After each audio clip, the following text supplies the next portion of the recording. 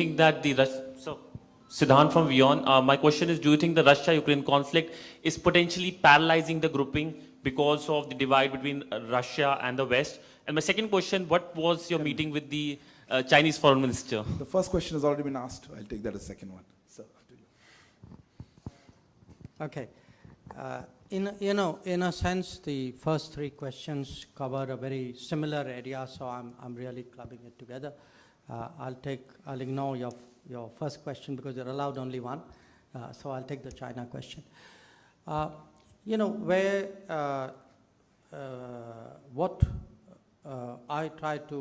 The picture which I was sharing with you was the G20 delegations, members, the negotiators, the ministers. We met, we discussed, the officials also obviously negotiated. Now, there were a very large number of issues on which there was agreement. And in fact, if you look at the detailed picture that I have presented to you, there was agreement on various aspects of strengthening multilateralism, on promoting food and energy security, on climate change, climate action, ensuring biodiversity, on gender issues, on global health, on counter-terrorism, on new emerging technologies, counter-narcotics, how do we go about with development cooperation. So there are, I would say, I don't want to put a percentage on it because that's not a fair way of depicting, a collection of issues. But do appreciate that on the bulk of the issues which concern especially the global south, the developing countries, there was a considerable meeting of minds, and a considerable meeting of minds which has been captured by the outcome document. Now, the question, why was, did we fall short of expectations? Why is it called what it is? If we had had a perfect meeting of minds on all issues and captured it fully, then obviously it would have been a collective statement. But there were issues, and I think the issues, I would say, very frankly, concerned the Ukraine conflict, on which there were divergences. So on the bulk of the issues, we were able to get an outcome document. There was a chair summary because there were differences on the Ukraine issue which we could not reconcile between various parties who held differing positions. Now, is the conflict impacting the global south? Of course it is. I mean, it's not something new. In fact, India has been saying this very strongly for pretty much close to a year, that this is affecting. In fact, today in my own session, I actually used the word saying, for much of the global south, this is a make or break issue. That the costs of fuel, the cost of food, the cost of fertilizer, the availability of fertilizer, which means next year's food, these are all extremely pressing issues. And if you see some of the countries who were already struggling with debt, who were already impacted by the pandemic, for them, this conflict, the knock-on effects of this conflict coming on top of that has been really, damaging is a very, very mild word. So it is a matter of very, very deep concern for us, which is why we have kept the focus in this meeting very much on the concerns of the global south. We feel these are the most vulnerable countries. It's not realistic, it's not credible to talk about the future of the global economy and the multilateral order if we are not able to really address and focus on the issues of those who are most in need. So that's been broadly the approach. So just to sum up, I would say in terms of the outcome document, which we will be putting out very, very shortly, you will see that, the bulk, there is, almost, I would say, 95% in terms of paragraph agreement. And it is just on 2 paragraphs that we were not able to get everybody on the same page or same para, as you might call it. On the China meeting, I met Minister Chingang on the sidelines of the conference this afternoon. It's our first meeting after he took over as foreign minister. So we spent, I don't know, maybe about 45 minutes talking to each other. And the bulk of our conversation, understandably, was about the current state of our relationship, which many of you have heard me describe as abnormal. And I think those were among the adjectives that I used in that meeting. We have, there are real problems in that relationship that need to be looked at, that need to be discussed very openly and candidly between us. That's what we sought to do today. We also had a brief discussion on what was happening in the G20 framework, but the thrust of the meeting was really on our bilateral relationship and the challenges in the bilateral relationship, especially that of peace and tranquility in the border areas. Sorry, let me take another round of questions, if you have, sir. Yeah, one more round. Okay. There, yes, please. No, there, please. Dr. Jaishankar, Mujib Bashar from the New York Times. Although the statement may have fallen short, as you said, because of divergent opinions, in the context of the role that India could play to bring the sides together on the Ukraine war, there are reports that Secretary Blinken and Sergei Lavrov may have met on the sidelines of G20. Are these the kind of positive efforts that did happen and India facilitate conversations like that to bridge the gap? Would you confirm that? One second. Akhilesh, go ahead. Akhilesh, yeah, microphone. Sir, I'm Akhilesh Suman from Sunset TV. You told about global skill mapping and related issue. What do you mean by that, and how it was discussed, and what is the outcome on this? I had one question there. Sorry, yeah, please, yeah. Yes, sir. No, not you, behind you.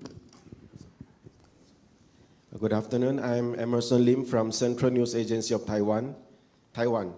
As most countries are focusing on Russia-Ukraine conflict, Taiwan Strait is also another flash point in this region. So, is the Taiwan Strait issue discussed during the meeting, and is the G20 ministers, or at least the Quad ministers, taking steps to prevent the tensions from escalating? Thank you. Thank you. One more. Neeraj, last one. Sir Neeraj हूँ news 18 India से। हमारा सवाल यह है कि अभी 2 बैठकें हुई G20 वित्त मंत्रियों की और विदेश मंत्रियों की बैठक में कोई ज्वाइंट स्टेटमेंट नहीं आ पाया। बाली घोषणा पत्र में भारत की भूमिका अहम थी, प्रधानमंत्री नरेंद्र मोदी के शब्दों को इस्तेमाल किया गया और भारत की कोशिश से वो हो सका था कि बाली डिक्लेरेशन जारी हो सका। अब आने वाले महीनों में क्या कोशिश होगी कि समिट में एक ज्वाइंट डिक्लेरेशन आ सके, सभी लोगों के बीच यूक्रेन मसले पर सहमति बन सके? Thank you, sir. Yeah. Thank you. Look, I wouldn't put it the way you put it, that the statement fell short. I mean, there are in diplomacy occasions when you are able to get 20 countries to agree on everything. There are occasions when you don't. So, for me, the primary objective of this meeting and of our presidency was really to highlight what were the key problems facing the global economy, especially the problems faced by the more vulnerable economies of the world. Now, if you, as I said, and when you look at the outcome document, you will see this for yourself. The bulk of the issues which are concerning developing countries, I think they were very satisfactorily addressed. I mean, it's not like we can give instantaneous solutions, but I think the thinking, the policy prescriptions, the commitments, the mindset were all absolutely in the right direction. So, yes, on one particular issue, because of very polarized views of some countries, we were not able to bridge it on this particular occasion. Whereas, as our colleague pointed out from there, we were able to do that with, a number of us were able to do that collectively in Bali. But obviously, the Bali situation today, for whatever reason, some countries feel cannot be extrapolated. So I would urge you really to look on the fact that substantively on the key development issues, issues of debt, issues of finance, issues of food, issues of fuel, issues of health, issues of climate. In fact, this meeting was able to get everybody around the table. And as I said, this is no easy task given the state of polarization in the world. On your question about global skills mapping, essentially today there is a demand, there is a growing demand in the developed world for skills and talents. There is a growing availability, but they are not necessarily in the developed world. Much of that availability is in the developing world. So how do you match the demand and supply for the benefit of the global economy? That is the really crucial issue. For a country like India, which has significant human resources, and which fortunately now has a government which pays attention to the development of those human resources, which actually focuses on skills and talent and innovation and education. This is an opportunity for us. So especially in the last 9 years, we have also been looking at what are called mobility and migration partnership, which allow for legal mobility, which ensure that talent and skills which go out get the same treatment in those particular geographies as their own citizens, and which ensure that all of this is legal and free of any sort of illegal activities. Now, it's not just India. I'm citing India because we are among the countries where, very active in this. But there are other countries as well. So this is widely recognized. In fact, in today's intervention, I'm not, I think the etiquette is that you don't specifically say what, individual ministers said. But I can tell you that some of the relevant international organizations and some of the other ministers there spoke at some length about the importance of how do you ensure, smooth mobility, how do you ensure protected mobility, legal mobility, because this is today one of the big issues before the international economy. On the Taiwan Straits issue, I think the answer is very simple. No, the matter was not discussed today. जो आपका जो सवाल है कि बाली में हम लोग जो हैं उस समय माने हमारे कारण ही नहीं, हम सब मिलके, हमारा योगदान तो था ज़रूर उसमें कि हम लोग उस समय वहाँ सहमति बना पाए. अब क्या हुआ है कि बाली के बाद अभी जो है दुनिया में काफ़ी कुछ घटनाएं हुई हैं. अब जो G20 के सदस्य जो हैं, जो इस मुद्दे के साथ जो जुड़े हुए हैं, उनके इस मामले में अलग अलग विचार हैं. और हम जो हैं इस बार उनके विचार माने उनके बीच में इतना गैप था कि हम लोगों ने प्रयास तो की, पर प्रयास के बावजूद हम जो है इस समय सहमति बना नहीं पाए. तो आप देखेंगे कि जैसे हमने बेंगलोर में किया था, वैसे ही जो बाली में जो तय हुआ है उसी को हमने दोहराया है. और हमारी जो